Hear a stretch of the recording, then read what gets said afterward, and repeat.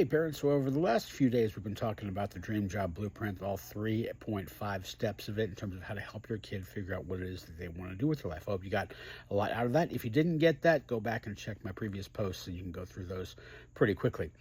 One question I get is, Bill, you don't talk about money in these 3 steps. Obviously, kids got to get paid, got to survive, and that's a very legitimate question.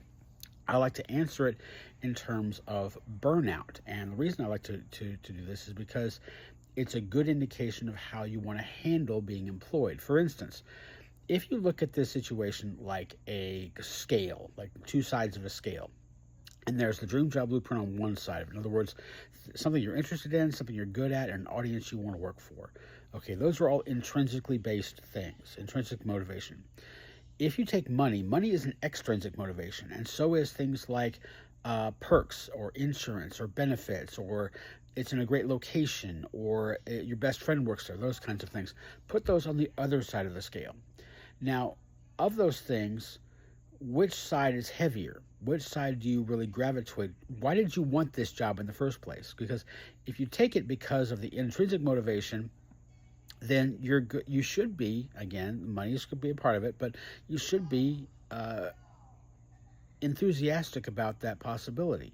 If you go to the other side, if you say, I took this job for the money, or I took it for the perks, or I took it for one of these other reasons, then you're more likely to get burnout, because now the reason you're going to work is to get the paycheck, or to get the benefits, or because it's in a great place, or because you can go to the beach on the weekend, or those kinds of things. And as a result, there's a diminishing return on your interest in the actual job itself.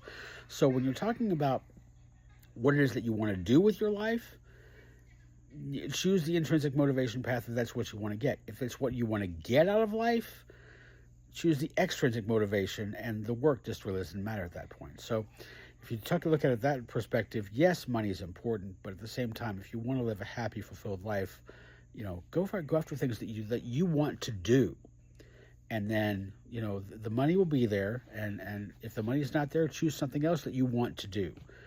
But don't do something just because of the money, because again, it's a diminishing return from when you start to the day that you either get fired or the day that you burn out and run out the door screaming. So just be aware of that.